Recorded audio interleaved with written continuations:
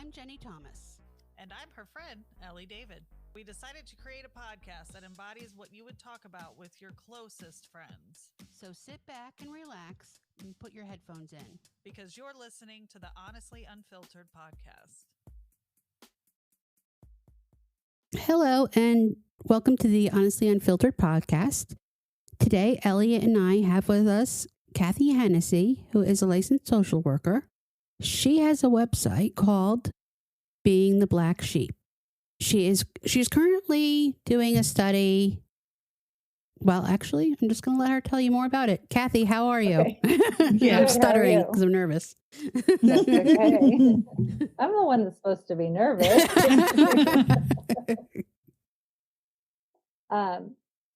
So I've been doing this study for people who self-identify as being the black sheep of their family. So the first part of the study was like a survey. I just asked a bunch of questions, and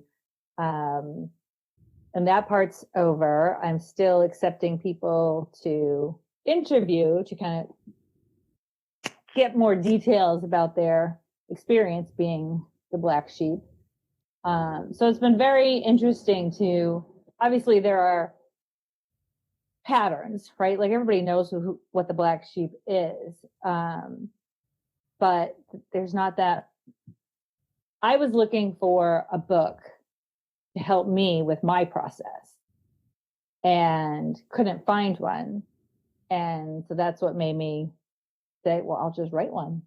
And so I'll get that, I'll work on my own healing while hopefully helping other people in their process as well. So thought in order to do that, I should talk to a bunch of people that identify as black sheep. So that's where that is. So, what's your background in the field? Like, how long have you been, a therapist? Like, what's your... So I've been practicing therapy for about 14 years. Okay. And many of my clients identify as a black sheep of their family, which is not necessarily surprising. And me feeling like I was the black sheep of my family, I finally, decided that I wanted to look more into that, and so I could help others and help myself in the process. How do you what things made you identify as the black sheep of your family? Well, I am the middle of 3 girls, and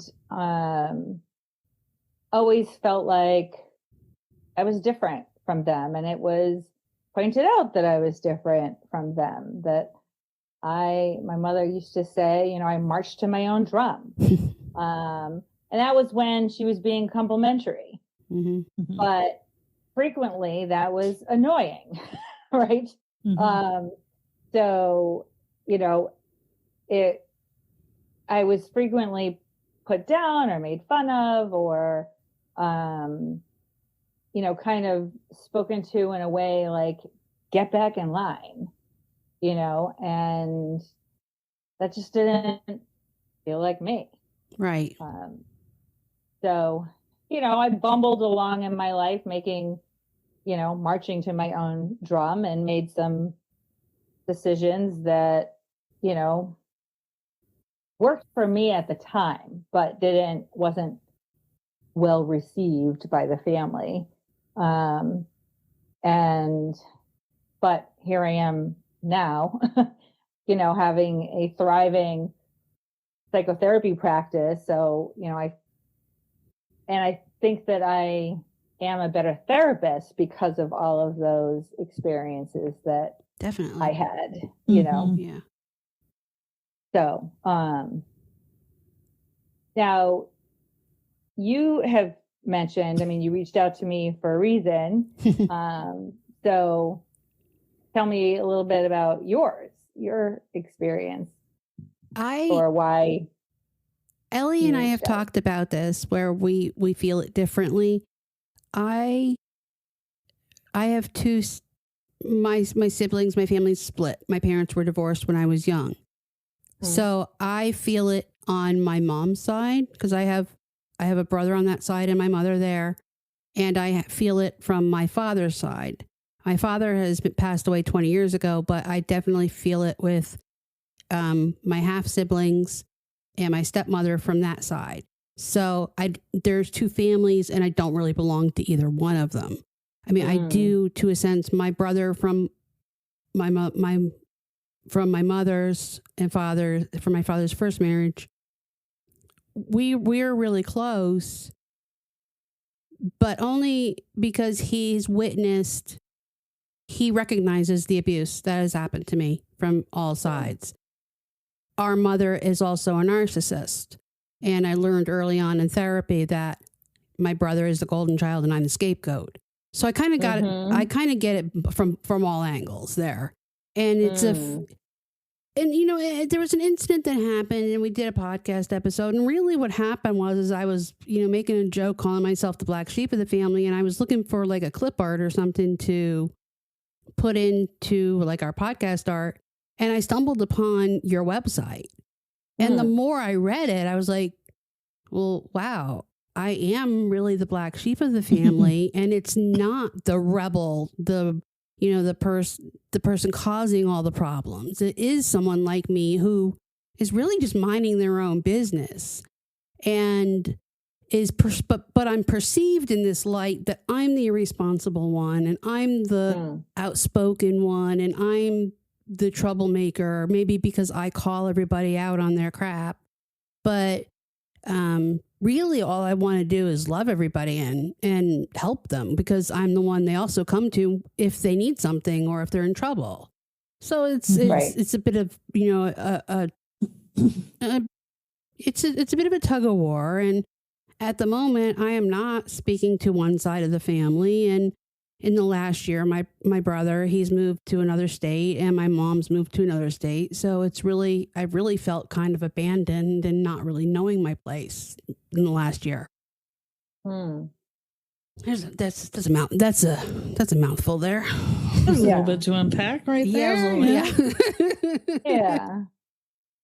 So, well, I mean, for me personally, I'm still trying to kind of like figure it out. But I agree with Jeni as far as I'm very curious to hear your thoughts about split families and how that equates, because honestly, I feel like my parents also divorced and I always felt like the black sheep if you're grouping my father and his new family, and I don't have, my sisters, and he does have stepchildren.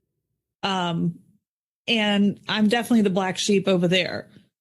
But with my mom, and when my mom, my stepdad, and my sisters, I believe it would be my sister, the middle sister. I'm the oldest of three girls. So, and I also feel like it changed as we grew up. So I'd like to see what you think about that, because if I'm really being honest, I think that when we were younger, I wasn't the black sheep as much as I am now on both sides. I mean, honestly, and kind of for the same reasons that Jeni's saying is, you're the responsible one. I put up boundaries, which they don't like. And I don't accept bad behavior anymore. And I don't accept abuse. And I also don't, we have addiction in our family. We have different things going on. And believe me, I have my own stuff, but I'm very like, look, I'm not responsible for you. You're, a 36-year-old woman, we had at some point because I feel like my siblings have a hard time. One sister is not married with any children. The other has one young child. I was the first to have kids and be married and all those things. And it's like, I have this whole other life, that I'm living as well with my husband and his family. And, but it's almost like they want to keep you in this childhood that we had all the, it's like, no, we grow up and we move past it. So I don't know. I have a hard time really when I asked my husband, he was immediate. He's like, I'm the black sheep of his family, which totally makes sense. But I'm very confused. And again, he's the most responsible one. So yeah, for sure. Yeah, it's interesting because I've called myself the black sheep like for as long as I can remember. And my first husband had a hard time with that and was like, well, that's such a negative term. I'm like, yeah, your point. And even, my current husband, so I divorced and remarried, has said the same, but it's like, well, that's how I feel. Like, I feel negative. I feel yucky when getting together with the family. Like, what are they going to say this time? How am I going to be treated? And like, just the tension and like, so many things being pointed out that they would never point out to like their friends. Like, so I identify with that. Yeah. So, in my family, there was a lot of codependence. And, what I have noticed is that there is a lot of narcissism related to black sheep. And I think, when you think about narcissism and whoever it is that is the narcissist wants things their way.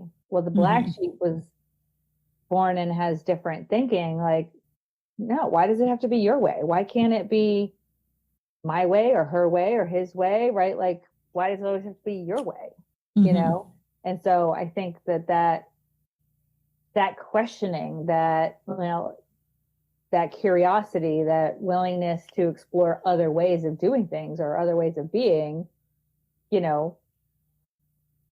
clashes with, the narcissist thinking. So, yeah, and I think, so when the pandemic happened, I was, besides the initial anxiety that all of us had, right, of what is this, right? I was enjoying not having to get together with my family.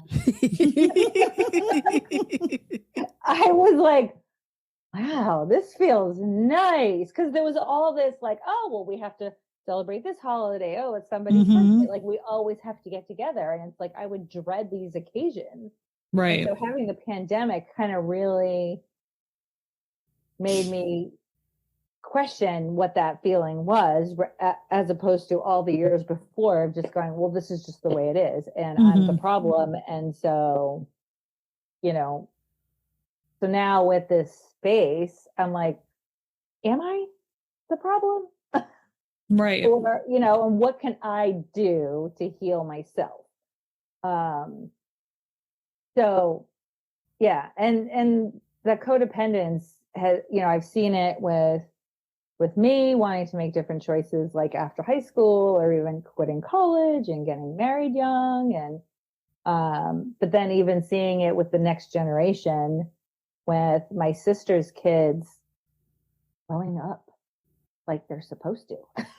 Yeah. Going off to college and moving in with a boyfriend and joining the military was like, it was this mourning, like somebody had died. It's like, they turned 18, they grew up, they're supposed to fly the nest. Why is this shocking? Like, so the codependence definitely runs in the family. And I think that there is some narcissism, specifically with my sister. I think I felt more pressure from my siblings than I did even from my parents, which is interesting because I think, a lot of the people that I've been talking to, it's my mother treated me this way, my father treated me this way, or my mother was a narcissist, my father was a narcissist, where I felt like certainly it comes from the top, but then it was the siblings, like, get back in line, Yeah. Oh, I agree with that. Yeah. Yeah, I definitely. I can relate. And I think that's what I'm trying to say even, and you're saying it better, but we finally got to a place where we're all adults and able to make our own, because like you said, it starts at the top. So yeah, and both of my parents were narcissistic, but at some point you get to make choices for yourself. And the more I pull back, because that's healthier for me, I always call it detached with love. Mhm. You know, I don't want to amputate. I'm trying not to amputate. But it's that feeling of, you got to get in here and do what we're telling you to do, or you're out of the club, you know, or Right. you don't love me, or you don't, you know, and I'm not capable of that in a healthy way without it making me really sick. You know, Right. it's just what it is, you know? Yeah. I mean, as you know, like my mother, obviously, my mother kept me close growing up. I didn't really get to fly on my own until I was 17 or so. That's really when I started going out with friends socially. And it was just the end of the world. I didn't go away to college in Boston. I got accepted to Boston College, and I really wanted to go. My father wanted me to go. He said I needed to get away from everyone here. And my mother cried and she begged me not to go. And I didn't. But then once I became close with my girlfriends, and it was never home. It was, you're with that girl. You don't do this. You don't do that. And it just became, I noticed every important friend in my life that I've ever had, it's a very big issue with my mother, that I love them more than her, or they're more important, or even when I married my husband, it was the same way. And on my father's side, he was an addict. He was an alcoholic, which is why my parents divorced. And he remarried when I was in high school. So, and he passed away when I was 27. So he didn't tell his wife that he had kids when he got married. So, and we were really kind of kept apart. I was kept apart. My brother, he was welcomed into their family, but anytime I wanted to partake, it was next time. No, this isn't a good time. You know, your brother can come this time, but you'll come next time. And I found out later from my sister that it was because they were worried I'd be like my mother. So they kept me isolated from the family. Now, to this day, I truly believe that they all think and act like I am like my mother. But it's been years of me tiptoeing around the way they treat me and the things that they say about me and the things that they bring up from childhood, that I can't react because of the label, well, she's just like Diane. So I think this past year, I pretty much reached a breaking point, and I didn't handle it. I didn't handle it in the best way I could have. But I was also dealing with someone in the family that has an alcohol problem and likes to blame it on everybody else. It's been a very complicated dynamic trying to figure out where to fit in such. So, but really more of my problems have started to have occur with my mother and with that side of the family in the past year or two, because I have, like Ellie, put up boundaries and said, I'm not going to accept this. This is not acceptable behavior. I'm not going to tolerate that. I will go months on end without speaking to my mother because I've had enough of her verbal abuse. And as I said, right now, I'm not talking to my other side of the family because I've had enough of it. So It's just him, my brother, I call my brother, my brother with my mother. He just kind of stays out of it. He moved away. He can't deal with any of it. He just pretty much doesn't want to talk about it. He shuts it all down. So that's his way of coping with it all. So it's a real healthy dynamic. It's a real healthy family over here. Well, if that's what's working for him, yeah, right? Like we're all just trying to get through and figure out what do I need in this situation. And so, your brother just said, "See ya," and if that works for him, then okay. Oh yeah. Kathi, what are your thoughts on? Because Jeni and I have talked about this, and I'd like your perspective. The shoulds, right? we're just covered with shoulds all the time. And something that I am a big proponent of at this point is you don't have to have your family of origin in your life all the time. Nope. And sometimes not at all. And I'm trying to, like you said, like trying to figure this out for myself, help other people too, in a way, with the podcast where, you know, just because they're your brother or sister does not mean that you're obligated to have a relationship with them. And that might be hurtful to them, but you have to protect yourself. So like, that's my question, I guess, is that healthy? Is it not? Is it dysfunctional? Is it just running away? Like I feel like it's healthier. So I think there's different levels of relationship, right? I think looking back at my situation, there have been times when I felt like I was friends with my older sister and my younger sister at different points. Like the alliances have shifted so many times over the years. And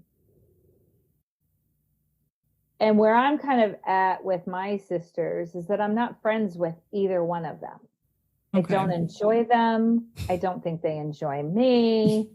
But I do know that there's still love there. That whatever dysfunctional love it is, I do know that if the shit hits the fan, that we will be there for each other in some capacity. But we don't have to socialize with each other. We don't have to talk to each other all the time.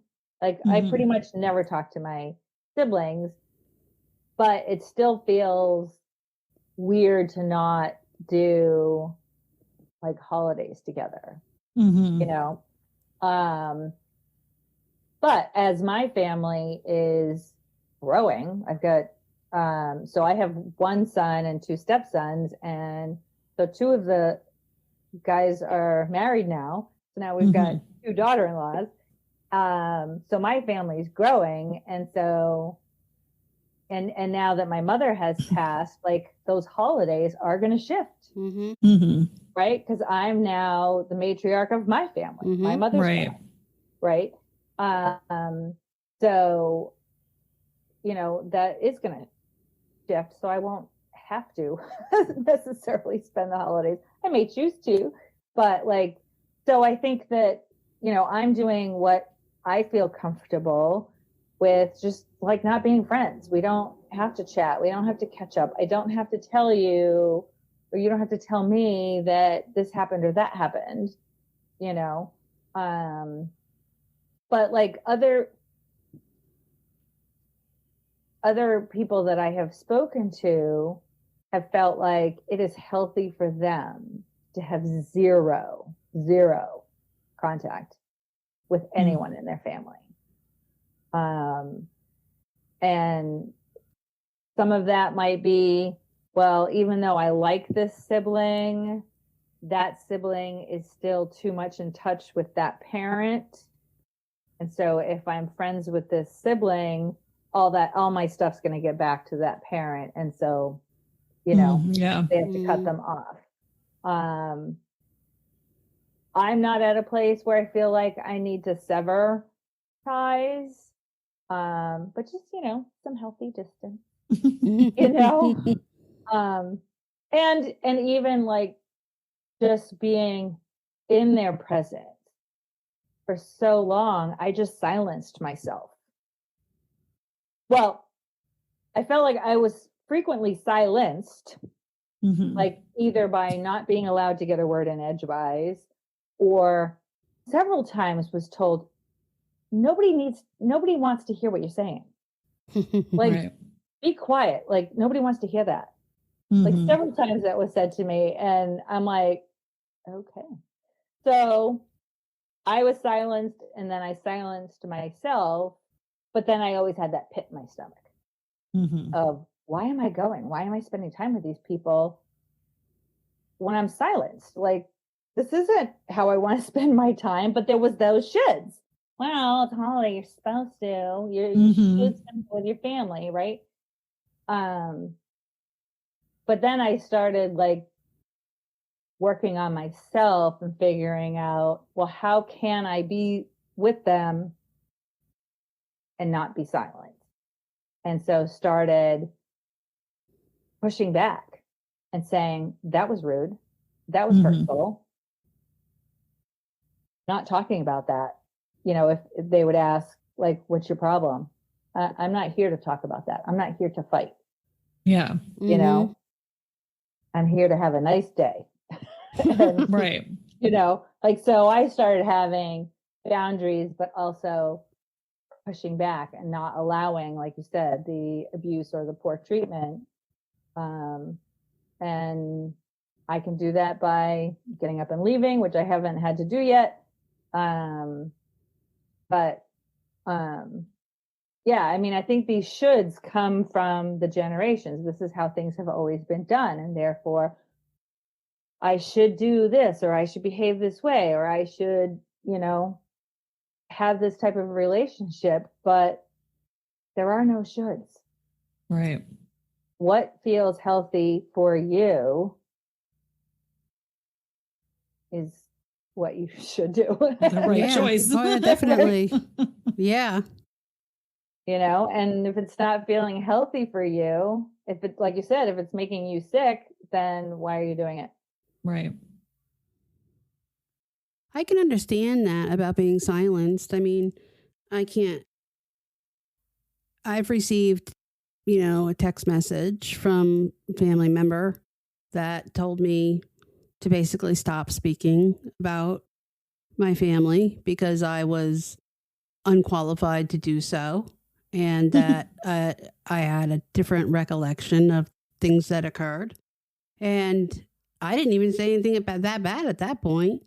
I mean, so you know, when my husband and I first got together and married, it was funny because we both looked at each other and our families like, what's wrong with you? I don't get it, in a sense, because his family, they all love each other.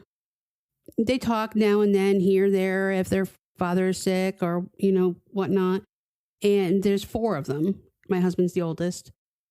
We would see them on holidays if we were able to, but it wasn't an obligation. It was more of a want on my husband's side. Whereas our family, we were all up in each other's business. And I would always look at him and be like, I don't understand. You don't talk to your brother every day. You don't. You know, he would talk to his parents every day because he's always called his mom or called his dad to see how they are because he's like that. But I never understood that. And he didn't understand the dynamic of why we were, you know, and vice versa. So, but I almost think the way his family behaves is better because there's never a fight. There's never an argument. Nobody's ever upset in that family. They see each other. On Christmas, they eat, they hug, they go home. That's it. No animosity, no jealousy, it's a healthy family. And what do you do with that? I was shocked when we first got together. The codependency isn't there. Right.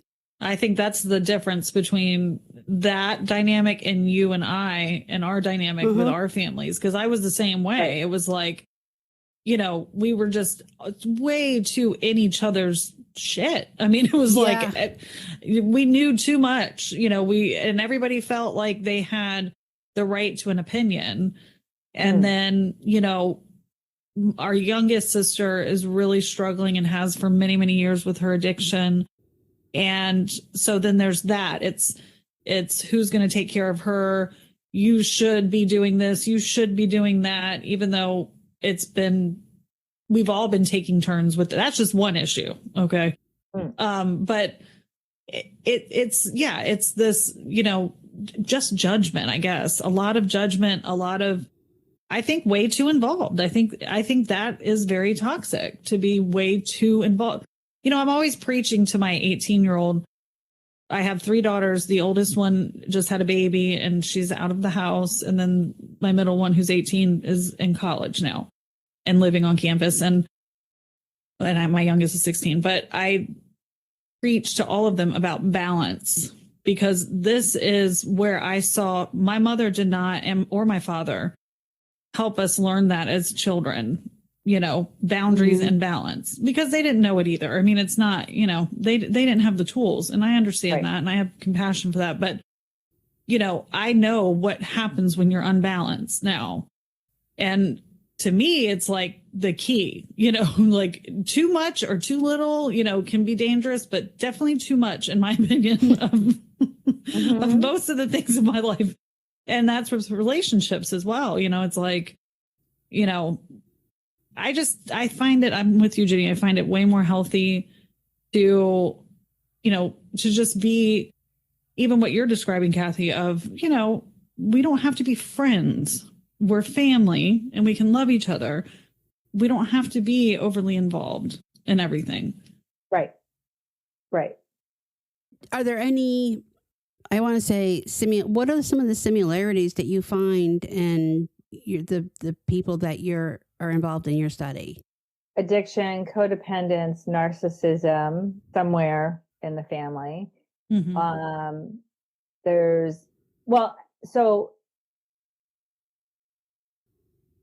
There seems to be this like range of people who just felt a little different, maybe were teased or just made different choices, to all out like abuse, like some horrific stories. And so, but the similarities are, feeling alone, feeling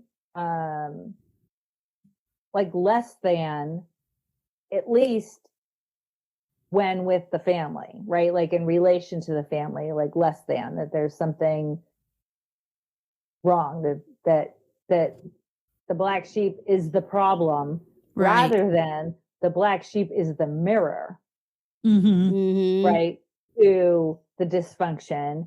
Like I feel like the black sheep is the one that's the most awake, and everyone else is just following along, which makes sense when you think about white sheep and black sheep and how we characterize sheep. They just follow, right? But the black sheep stands out and is different. And I think that's being able to see that dysfunction and calling it out, and then getting that backlash for calling it out. Yeah. And and then having to like find their own tribe, of supportive people. And some people don't find that tribe. And I talked to a couple women who have just realized they are better off alone. That the abuse was so bad that they can't really have any kind of relationship, if it's friendship or romantic, that they could be a parent. Like I think these two women had children and were doing a way different job than was done to them, but have found that they just do better alone. Which makes, it feels sad to me, but for them, that it didn't make them feel sad. Like they just realized that about themselves. They're better off alone. They're functioning. They're providing for themselves and their child. So like I would struggle being alone, but they're not. So, not for me to judge, right? Yeah. I like that you pointed out you have to find your tribe, because that's something Jeni and I have talked quite a bit about and have similar feelings about. Is, I'm a spiritual person. I'm not a religious person, but I believe in a higher power. And, that higher power has provided the souls that I need in my life. And, because I do feel like, and like you said, to each his own, but, I do feel like you need some kind of community. And when your parents and your siblings who, yeah, I think in all intents purposes, if it's functioning well and it's healthy, that is what I think is intended throughout your life. But that's just not the way humanity works. And, I think that, I've been able to find the people that I need and that my children need and my husband, and us as a family, that we need to fill those spots, which I'm grateful for, but without it, I am with you. I would have a really hard time, and there's been times where I didn't have that support, fully. So it is a hard spot to be in. Yeah. I can understand that. I mean, I went, I've always had a lot of friends, but I've also had a lot of friends that weren't exactly great for me. That were friends with me because of things I could do for them or, just whatever reason. But and for the last 20 years, it's been, my husband and son and I and through everything. But I'd reached a point in my life where I was just not going to let any more friends in. I was just done. And I said to myself, I don't need any more friendships. I'm tired of having my heart broken by people. And I'm just going to focus on my family here, the three of us. Hmm. And I went to work this place with Ellie's best friend, Maria. And, she would always invite me to places, invite me to things. And I'd say I was going to go and I'd not show up or I'd just politely decline. And by golly, those two, they pushed their way in and they made me part of their tribe. But in doing so, I was 45 at the time, or no, I was like my early 40s at the time because I'm 49 now. But, in doing so, I late in life, I realized what it was like to be unconditionally loved by someone, by your friends, and be accepted and to have an argument or a squabble. But that didn't mean you were never going to see that person again, or that they were going to hate you or not talk to you or disown you from their lives or, verbally abuse you. It was, conversations are had and there's give and take, and they just want to be in your presence because you make them laugh and they enjoy you, and vice versa. So it took me years to get to that point too. So I understand that. Oh, and every time you say that, I want to cry, oh, poor Jenny. But and I did learn that at a young age, because of our friend Maria, honestly, in that friendship. And I think honestly with my husband as well. But I never had a lot of friends as an adult. I've had acquaintances and kids that were friends with my kids' parents that I knew, but not close friendships, but I knew enough to keep people out. It was I was, and my husband, I'm super outgoing. My husband's not. So that's always kind of my job to pull people in, and, but I would try, and I could see the red flags quick. And I think especially once I had, my oldest daughter, I was very young. By the time I had my second daughter, it was I had that's really what did it. It was my husband and I both really put up some serious rules and boundaries for our family. It was we recognized as parents really fully what had happened to us as children. Not that it was, horrific in any way, but what we didn't want to do with our children. Right. And we were trying, no matter what, we were pushing back no, we're not going to do what you want us to do just because you want us to do it. We see issues here and we need to shield our children from certain things. We didn't always do the best job, but we've been trying. And I think now they're even way better off. I mean, they have way more tools than we did, so it's I see the cycle being broken, I guess is what I'm trying to say. And I love that. And I've told my husband this so many times. We're brand new grandparents. We have a 7-month-old granddaughter. And I told him, I'm it's so wonderful to think that we maybe didn't get what we needed and our kids all the time, maybe, but we get to be a totally new set of parents and grandparents, and how we parent our adult children, which Jeni and I talk a lot about because that's the new phase in our life. And it's really tricky. But we can do it way healthier. So it's like, at least I'm grateful that we've at least recognized it so that maybe we can do better moving forward. Right. Yeah. I mean, I definitely did things differently raising my son. I do still think that I was emotionally immature. And so there are things that, you know, I cringe at thinking. Oh, yeah. But I know I did other things differently than how I was parented. And what's the saying? You know better, you do better. Right. That's what I tell myself all the time. When I have those cringy, intrusive thoughts, I'm like, oh, okay, you didn't know better. Now you do. So you do better. Right. And my son was 8 when his father and I split up.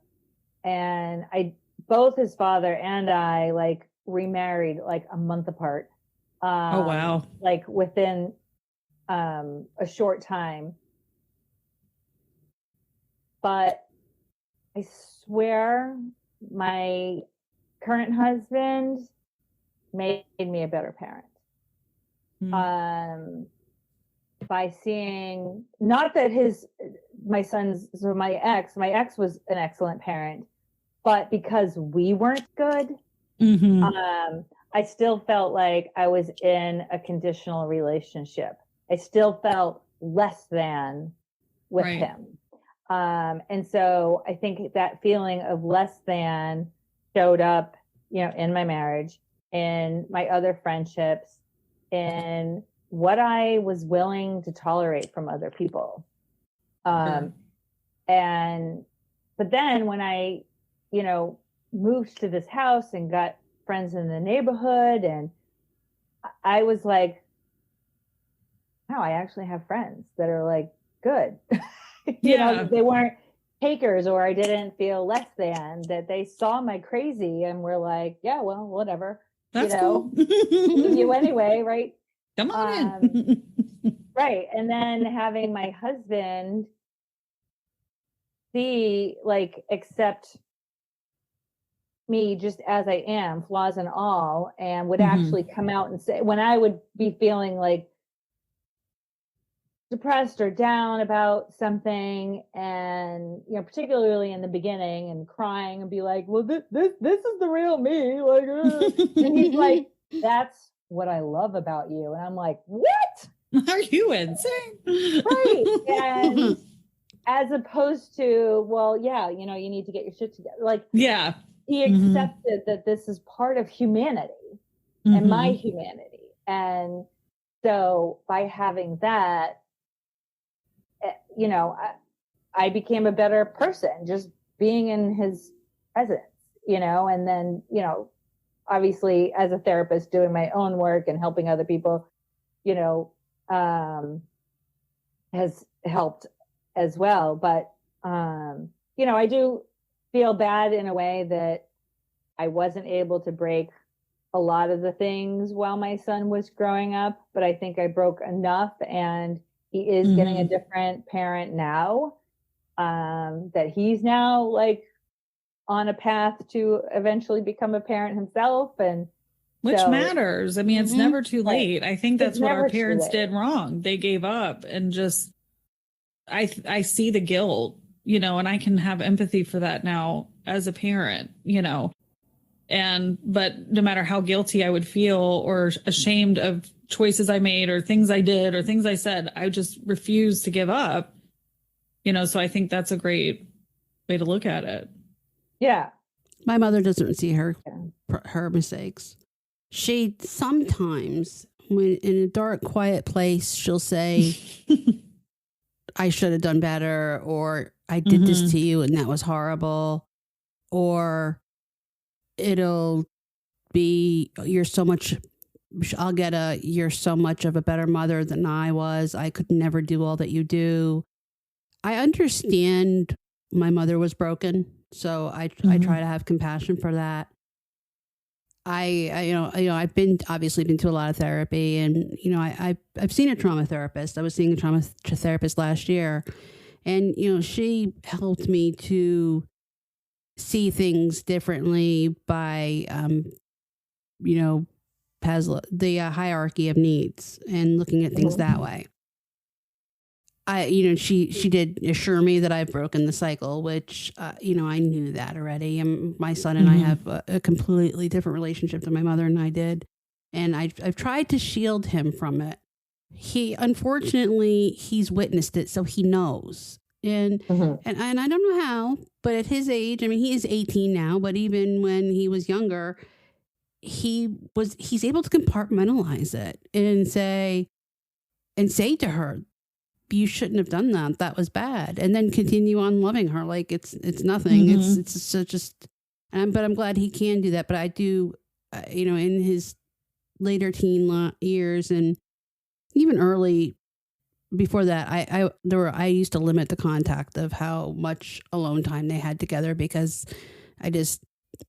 she regards him like she does my brother, is another golden child, and he can do no wrong in her eyes. So I had never had to worry about abuse, but there was a lot of inappropriate things. Jeni, do you feel like, and maybe Kathi, you can hit on this, I don't know if you're relating to our mom talk, but my mom will do the same thing. She'll admit wrongdoing. You're such a better parent. I've heard that one many times, but I almost feel like she does it so that I will comfort her. She does. More than own the behavior, which again, I have empathy for, because I am codependent. I am codependent, and by nature, it's like I revert back, and I want to just comfort when I know you're hurting, As do I. And it's part of that, I'm sure, the dysfunction, period. Right. I shouldn't feel like I need to comfort my mother. It should be the other way around, about things like that. But another one that I always heard, and maybe this, because I'm still trying to figure out if I'm a black sheep, but I heard constantly, you're so emotional. Oh God. You're me so too. emotional. Too sensitive. Yeah. You're too sensitive. That one even more. You're too sensitive. And I used to, I would totally think, okay, it's me. I'm just freaking weird. Like I'm crazy or something. And the older I got, and especially in the last, I'd say 10 years, I'm like, you know what? No, you gaslighter, you're hurting me. You're doing horrible shit to me. Right. I'm appropriately responding. I'm appropriately sensitive to your insensitivity. Like, you're mean. Right. It was like, it took me forever. I think my kids have taught me some of that. I mean, these kids are, oh, sorry, that's my cat. He just jumped on the table. They are picking up on this stuff at a young age, and, but they'll point things out to me like, mommy, that's gaslighting. Or and I'm like, oh God, they're telling me. That's awesome that they're so emotionally aware. I've been paying for counseling for a while now, because I knew this is not a one-man job. I mean, I'm working on things, but I'm a long way from finished. So, yeah, my mother would never admit I'm wondering if I should be making a blanket statement. I cannot remember. Let me qualify it. I can't remember my mother apologizing for how she parented. And I didn't get compliments on how I parented. So that part I don't necessarily relate to you guys. But yeah, she couldn't see some of the things, and she would bring up the same, couple stories all the time and thought that they were funny. Yeah, relate. Like she sat on my bed the night before 8th grade trip going to Washington, D.C. with my entire class for 4 days, sat on my bed crying, thinking that I was going to get separated from the group and get lost. And she was terrified that I would be lost in Washington, D.C. At eighth grade, whatever that is, 13, 14. Something. And she would bring, I don't know how many times she brought that up over the years. And she doesn't see the dysfunction in the fact that now you're passing your anxiety on to me. Mm-hmm. But also, like, you know, she would take us shopping as little kids, and we're bored out of our minds, or I was bored out of my mind. I'm not speaking to my sisters. And so I'd go find something to do. I would like play in the, you know, like the circle clothing racks. I'd play inside of it. Oh, yeah. And then she would walk away. I didn't walk away. She would walk away, and we would get separated. So she's remembering when I'm like 5, 6, 7, bored shopping and thinking that for not being attentive. Yeah. Right. And she's the one that walked away and not wondering where her kid is. You know, but it was me who got lost. Well, no, you lost me. Right. Yeah. You took a kid shopping for hours that is not entertaining to them. You know? Yeah. That's, I like that perspective. Yeah. And, you know, so she would bring that up a lot. And there was other stories that she would bring up, and she could never see her part in it. You know, like I quit college. I went to college out of high school and was studying anthropology, psychology, sociology. And she'd be like, I understand why you love that. But could you do something that makes money? Because you're not going to make any money with a bachelor's degree in psychology, which is not wrong.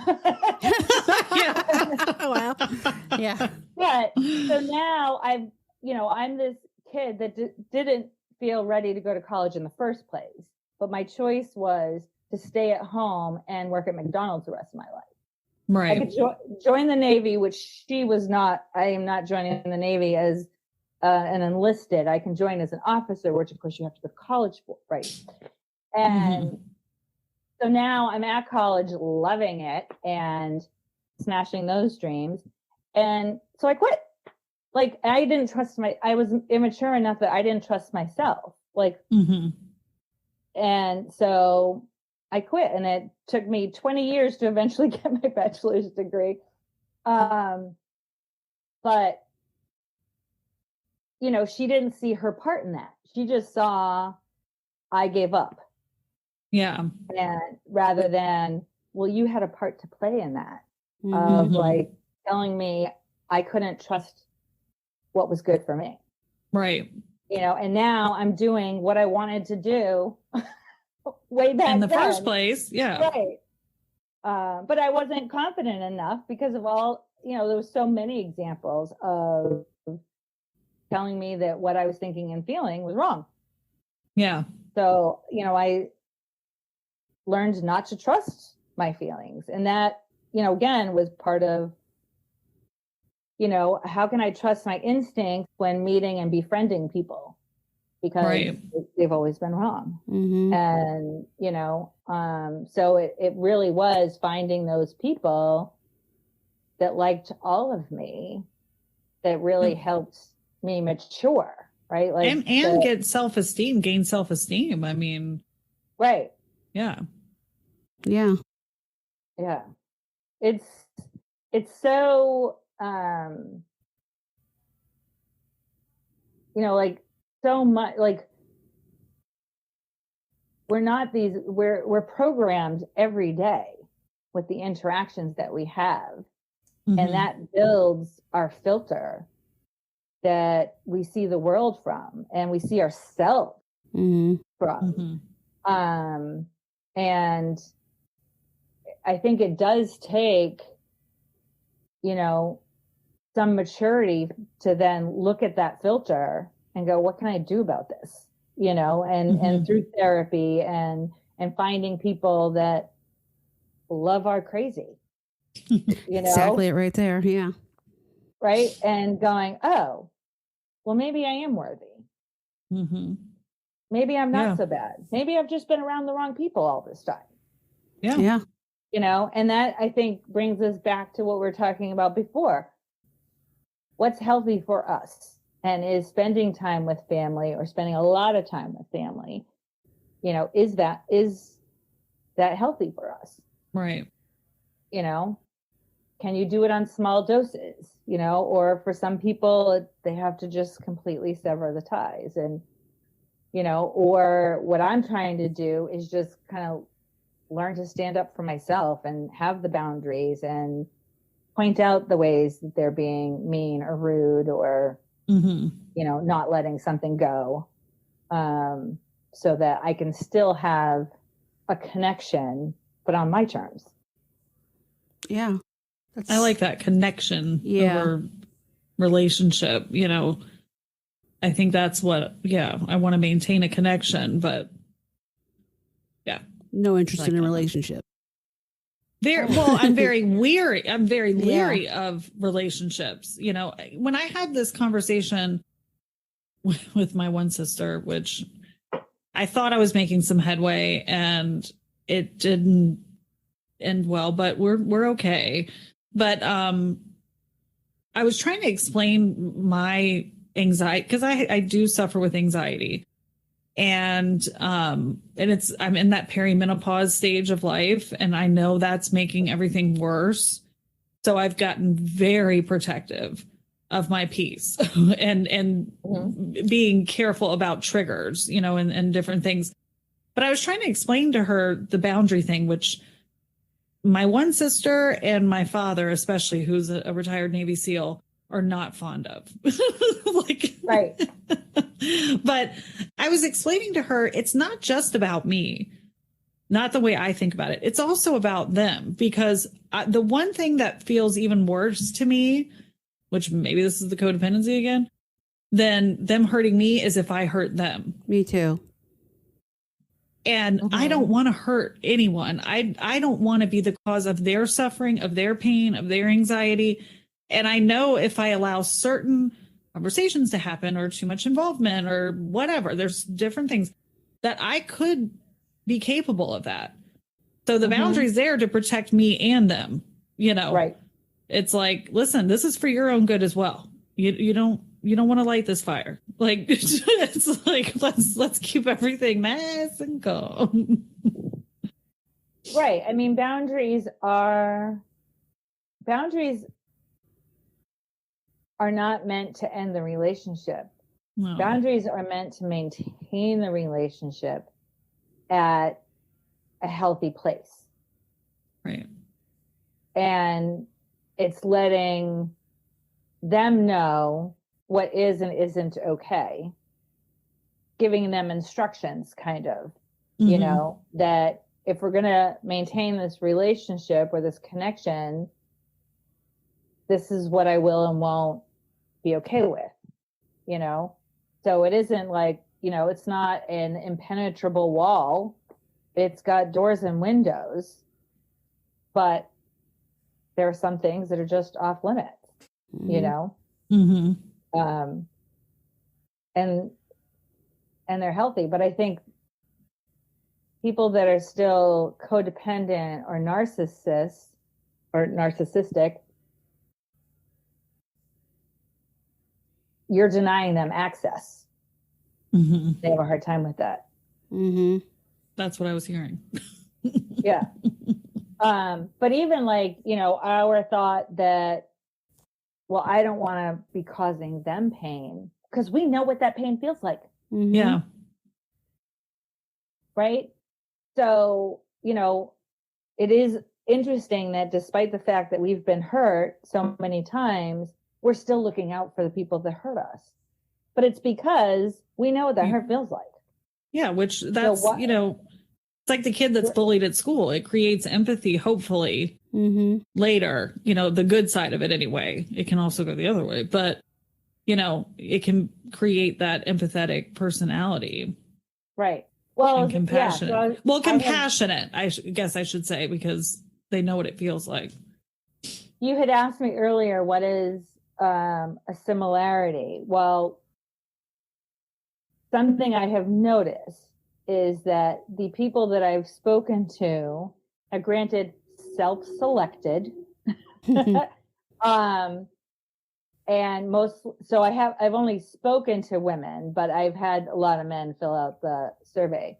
But the women that have agreed to have interviews, so many, if not all, were more like empaths.